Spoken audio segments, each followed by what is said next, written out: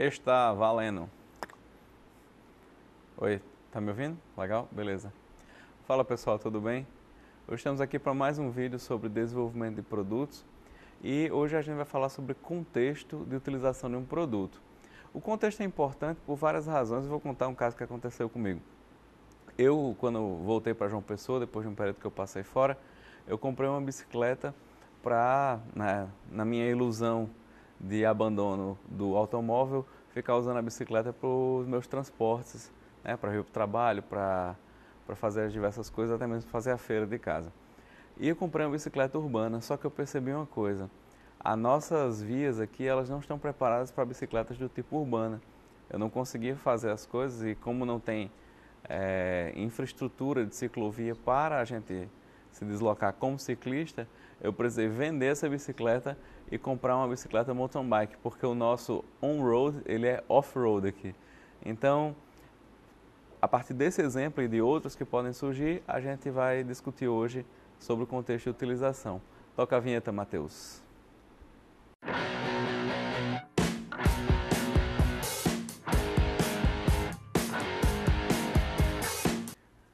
Fala pessoal, tudo bem? Hoje a gente vai falar sobre contexto de utilização de um produto. Esse contexto afeta muito o sucesso ou o fracasso no uso de um determinado produto ou até mesmo a decisão de compra de uma pessoa em determinado produto, seja ele um produto de assistência para pessoas deficientes ou não.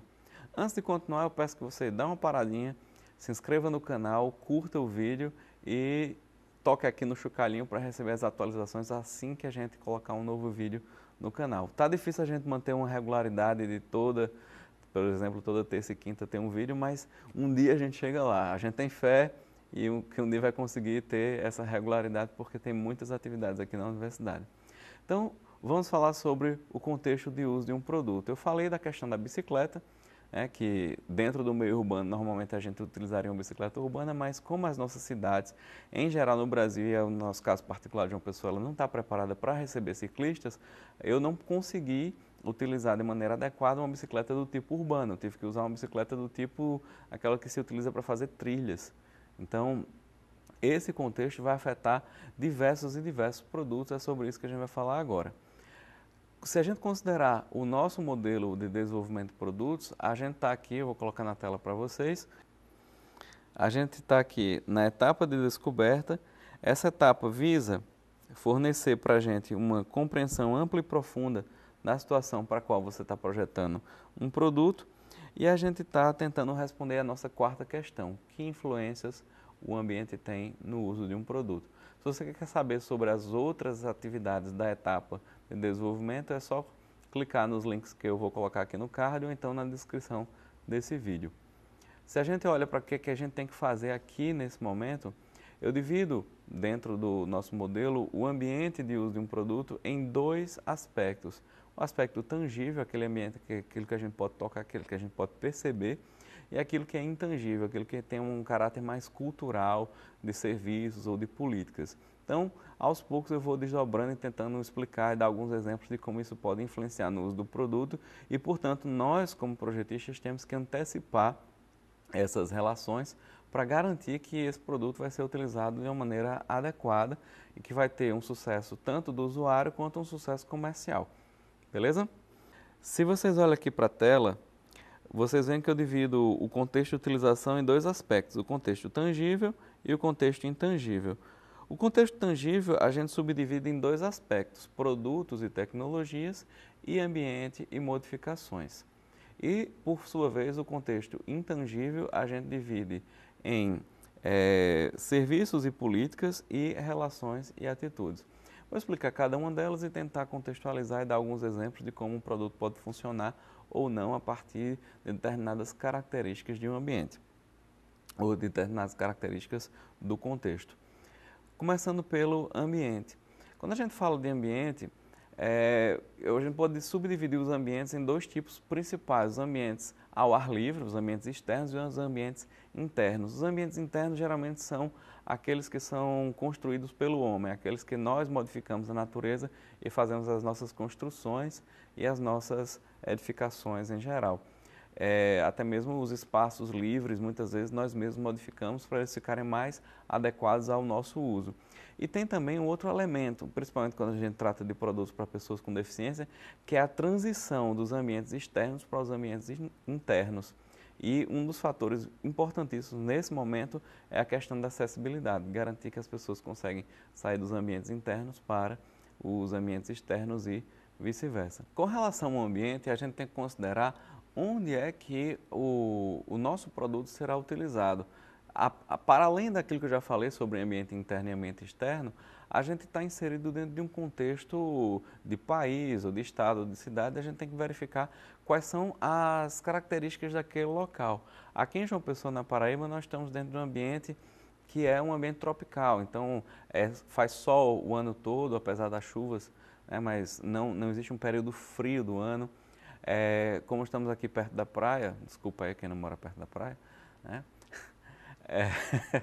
É, é um ambiente úmido, então tem determinados produtos que não vão funcionar bem devido à umidade, ou então vão se deteriorar mais rápido do que em outros ambientes que estão longe da praia. Exemplo de produtos eletrônicos, que a gente tem que ter um cuidado maior do que quem mora em locais secos, por exemplo, em ambientes temperados, onde cada estação do ano é bem definida, diferente do nosso caso.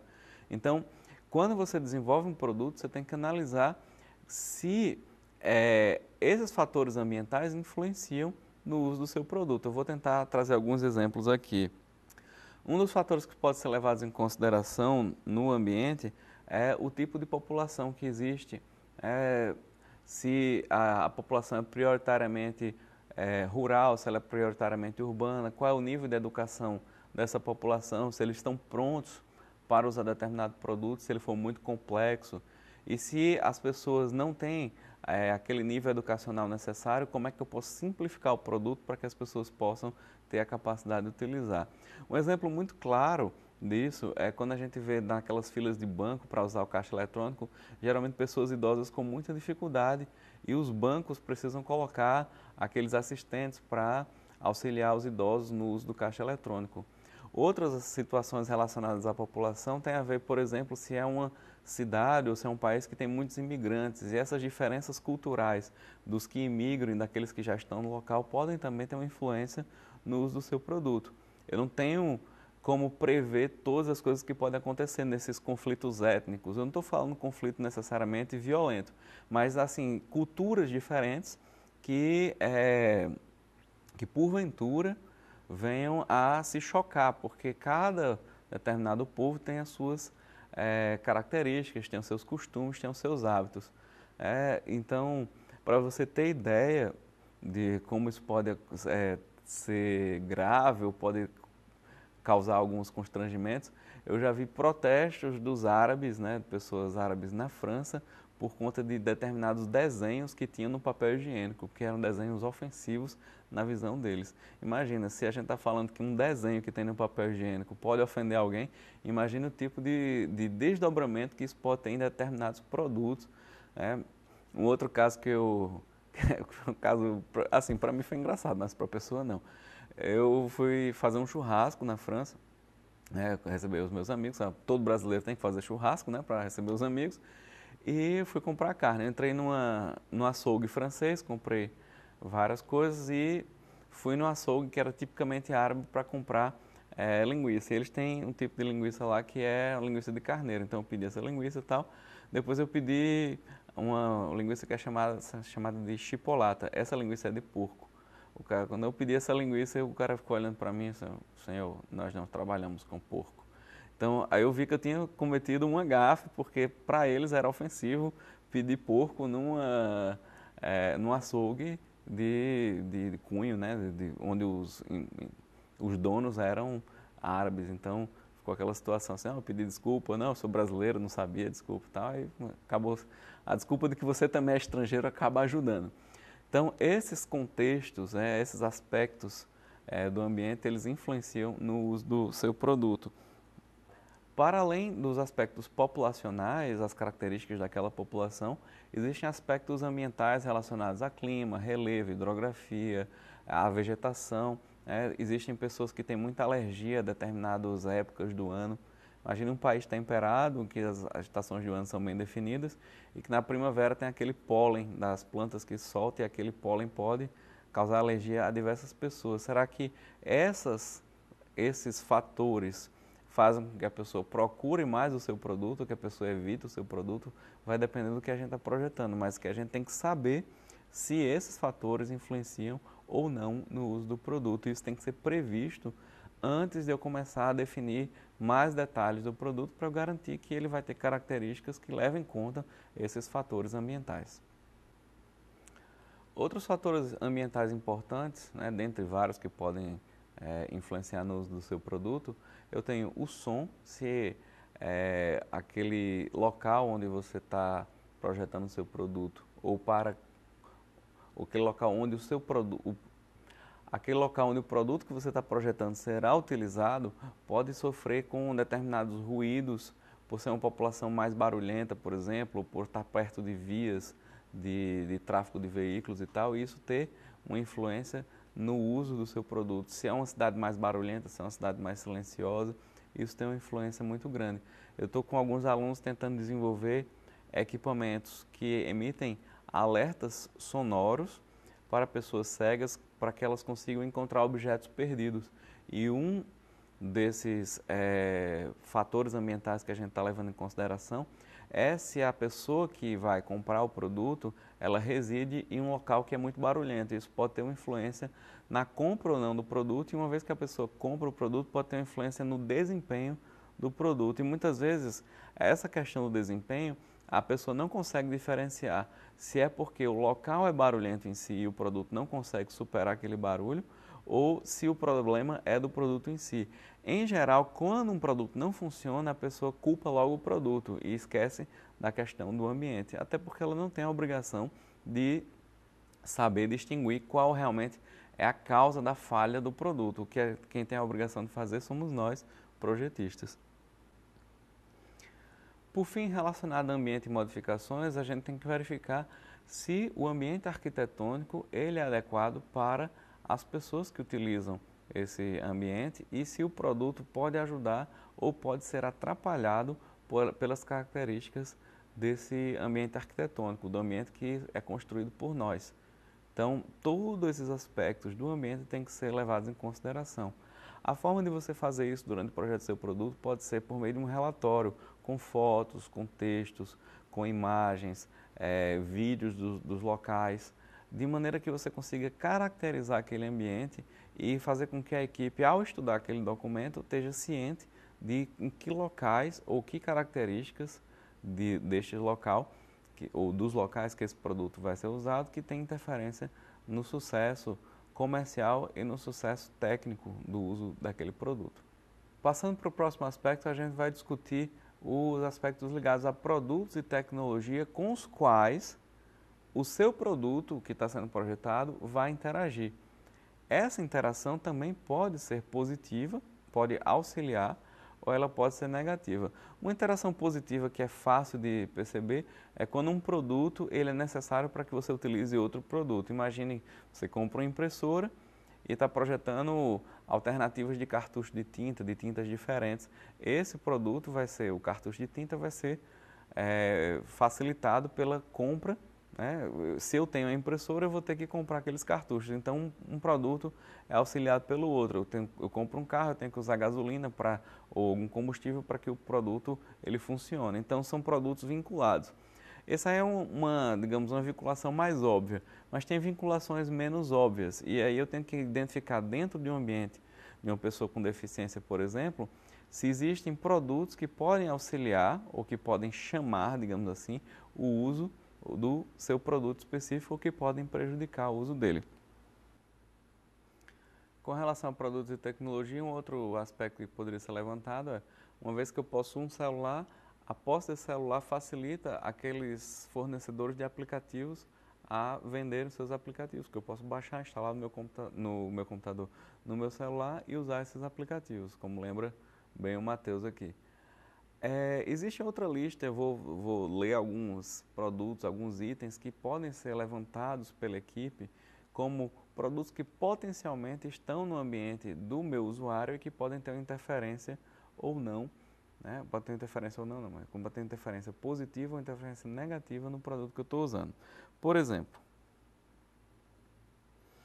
produtos ou substâncias para o consumo pessoal seriam alimentos, medicamentos que a pessoa utiliza, outros objetos de uso pessoal, de consumo, produtos de tecnologia para o uso pessoal na vida diária, como roupas, tecidos, móveis, aparelhos eletrodomésticos, aparelhos que você usa na sua casa, no dia a dia, produtos de limpeza, ferramentas que você usa no dia a dia para fazer atividades diárias, como limpar a casa ou como fazer pequenos serviços, né? Se esses determinados itens influenciam ou não no uso do produto que você está projetando, ou na adesão da pessoa ao produto que você está projetando. Produtos de apoio para a vida pessoal, aí entram os produtos assistivos, como órteses, próteses, como aparelhos ortopédicos. A gente tem outros produtos que podem ser destinados a facilitar a mobilidade e o transporte. Produtos de tecnologia de comunicação, e aí isso envolve aparelhos de telefone celular, computadores, tudo aquilo que leva a gente a se conectar com a internet, TV, rádio, Smart TVs, e todos esses objetos que podem ter ou não influência naquele objeto que você está projetando. Produtos para a educação, né, que você utiliza para se educar, material escolar, produtos que você utiliza para o trabalho, produtos para atividades culturais e recreativas, né? Se é um ambiente que tem muitos livros, se é um ambiente que tem muitos brinquedos, tem muitos equipamentos esportivos, né? Bolas, então verificar se nesses ambientes, imagina que você está projetando um dispositivo de auxílio à marcha e essa pessoa, que é uma pessoa adulta, ela tem uma criança, essa criança tem todos os brinquedos espalhados na casa, tem bolas, tem vários objetos e esses objetos podem interferir sim no uso do produto que você está projetando. Isso vai necessariamente influenciar na forma que você projeta o produto? Pode ser que sim, pode ser que não. Todos esses aspectos influenciam necessariamente na forma como você projeta o produto? Não sei, mas pode ser que sim. Então é importante que a gente leve em consideração todos esses aspectos. Passando então para a parte intangível do nosso ambiente, a gente começa destacando a questão das relações e das atitudes que as pessoas podem ter com relação ao produto e com relação ao grupo de pessoas para o qual você está projetando o produto. Imaginemos o seguinte, que estamos projetando um produto para pessoas com deficiência. É um grupo de pessoas que, além de ser pequeno e muito heterogêneo, passou durante a história por diferentes paradigmas de como você interpreta, de como você acolhe ou não essas pessoas. Se você olhar para esse vídeo aqui, eu falo um pouco sobre pessoas com deficiência e você pode aprofundar um pouco essas questões. Mas as atitudes e as relações vão ter influência forte no sucesso ou não do uso desse produto. Imaginemos, por exemplo, um pai que tem vergonha de ter um filho deficiente, ou que tem medo que esse filho deficiente cause determinados embaraços ou derrube coisas no supermercado. Essas atitudes são atitudes negativas. Então, se vocês olharem o slide que eu estou colocando aqui, vocês vão ver uma espécie de alvo, onde no centro eu tenho a pessoa com deficiência e dela, se ampliando, eu tenho os vários grupos sociais que podem ter relação com essa pessoa. Por exemplo, a família próxima, a família estendida, os amigos, os profissionais de saúde que cuidam dessa pessoa, os colegas e os vizinhos, os cuidadores, os animais domésticos, os subordinados e os superiores hierárquicos no trabalho, por exemplo. Todos esses grupos não se relacionam com essa pessoa deficiente, por exemplo, da mesma forma e no mesmo nível, como eu coloquei aqui no slide. Isso aqui é apenas um exemplo. Vão ter pessoas que vão colocar os animais de estimação num grupo mais próximo do que, por exemplo, a família estendida. Ou que vão colocar os colegas e os vizinhos, os amigos e os vizinhos mais próximos do que a família estendida. Ou até mesmo tem um cuidador que é uma pessoa super próxima e amiga e os pais não são, por exemplo. Isso aí são várias situações que podem acontecer. Então, quando a gente está analisando o nosso grupo de pessoas que são potenciais usuários desse produto, a gente tem que verificar quem são as pessoas que se relacionam com as pessoas desse grupo e qual é esse nível de proximidade e se a atitude delas é positiva ou se é uma atitude negativa em relação às pessoas com deficiência, por exemplo, ou se é positiva ou negativa com relação ao grupo que você está projetando aquele produto. Imagine, por exemplo, uma pessoa que é gay ou lésbica e é filho de um pai ou de uma mãe que é homofóbico. Então, quando ela revela isso para o pai, ela vive um problema doméstico, um problema na sua casa que é de, um, de, de uma natureza extremamente grave. Muitas pessoas, nesse momento, são até expulsas de casa. Eu estou falando isso só para sair um pouco do exemplo das pessoas com deficiência e mostrar que não é só esse tipo de pessoa, né, as pessoas que têm deficiências, que sofrem desses problemas familiares. Existem outros grupos, eu só dei esse exemplo do grupo LGBT só como um exemplo a mais, mas poderia ser vários outros exemplos a serem considerados, de relações que existem, essas relações serem positivas ou negativas. E isso vai influenciar no uso do produto que você está projetando? Pode ser que sim. Então, digamos que um pai tem vergonha porque, por exemplo, não vacinou seu filho e o filho teve paralisia infantil. Por conta dessa vergonha que ele tem dele não ter vacinado seu filho, ele não leva o filho para as diversas atividades sociais, porque tem essa vergonha intrínseca, ou tem a vergonha do filho, ou tem a dificuldade, sei lá, a preguiça ou o cansaço de abrir e fechar a cadeira de rodas e colocar o filho no carro e tirar do carro, toda essa manipulação que é necessária e que pode ser também influenciada por essas atitudes que uma pessoa tem. Então, nesse aspecto, se a gente analisar do ponto de vista político, a gente pode tentar influenciar a sociedade de maneira a reduzir esses preconceitos e a integrar e acolher as pessoas diferentes. Mas do ponto de vista de engenheiros de produto, de projetistas, a gente muitas vezes vai ter que considerar essa realidade. Por mais que nós discordemos dela e por mais que nos doa, a gente vai ter que considerar como um dado que pode prejudicar a aceitação do produto que você está projetando. Então são dois aspectos diferentes, eu acho que eu já abordei até isso em algum vídeo, falando sobre essa diferença entre aquilo que eu gostaria que fosse, do ponto de vista da sociedade, ela poderia ser mais justa e ter a sociedade justa ou injusta como uma característica dela e aceitar que isso pode ter interferência positiva ou negativa na aceitação e no sucesso do produto que eu estou projetando. São duas coisas diferentes, apesar de que são interligadas. Por fim, o último aspecto intangível que a gente deve considerar no uso do nosso produto e que pode interferir no projeto são os serviços e as políticas públicas que podem ter interferência no uso ou no sucesso comercial ou no uso do nosso produto. Eu vou dar exemplo de alguns serviços e políticas que podem ser levados em consideração. Bom, com relação a políticas, a gente pode trazer diversas políticas e serviços públicos que podem auxiliar no uso do seu produto, que podem garantir até o sucesso. E, em alguns casos, essas políticas elas são até objeto de lei, que podem influenciar no uso do produto. Eu estou lembrando de algumas aqui, uma, por exemplo, para acesso à habitação popular. Para você ter acesso à habitação popular, você tem que ter determinados critérios sociais, ter determinada faixa de renda, um número de pessoas na família, para você ter acesso a determinados financiamentos. Então, quando você é um construtor, você também tem que atender determinados critérios e fazer projetos de edificações que atendam esses critérios para você acessar, por exemplo, um financiamento à construção, não à compra, à construção, que seja num crédito mais barato para o construtor, etc.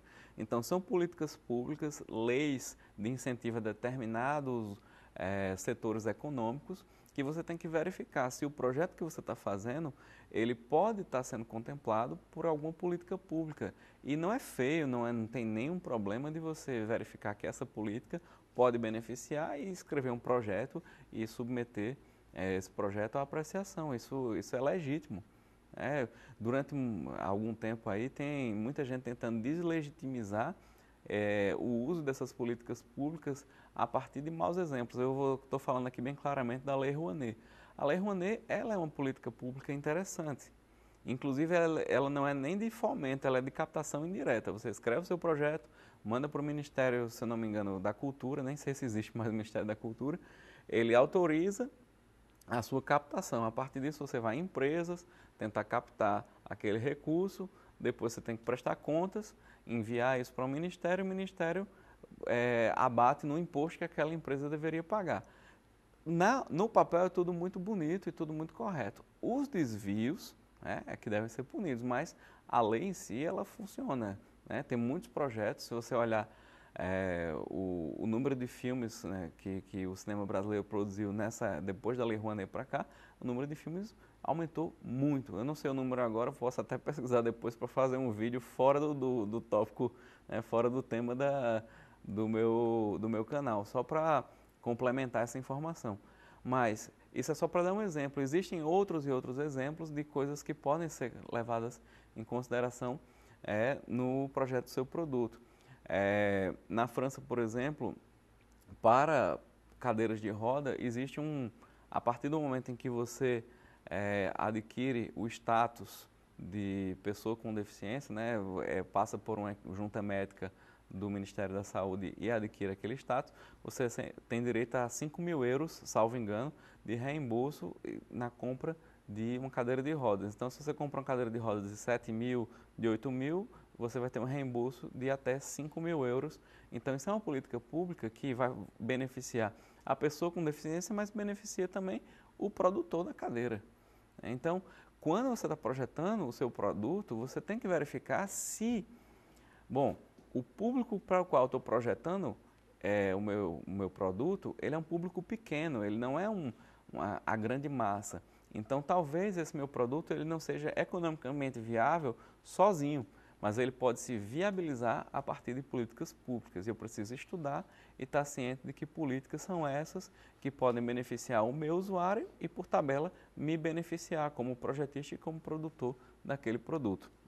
Existe uma outra política que é aqui no Brasil, não é nem no exterior, que é bem clara nesse tipo de benefício, que é a política relacionada ao automóvel com imposto reduzido para pessoas com deficiência.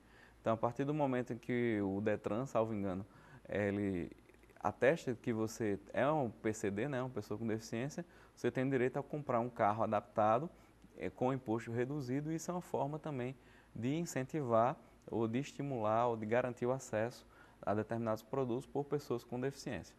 Bom, esse era o vídeo de hoje. Espero que vocês tenham entendido. Se não entendeu, deixe um comentário pedindo mais exemplos, mais explicações, mas que nós devemos levar sempre em consideração não só os desejos e as necessidades dos usuários, mas também o contexto onde esse usuário se insere, para saber se esse produto pode ter uma viabilidade econômica, pode ter uma viabilidade técnica dentro do contexto e ter um sucesso comercial e um sucesso de performance do usuário. Se não, ele nem será comprado, e se uma vez for comprado, ele será abandonado durante o uso. Valeu, pessoal, um abraço e até o próximo vídeo. Tchau, tchau.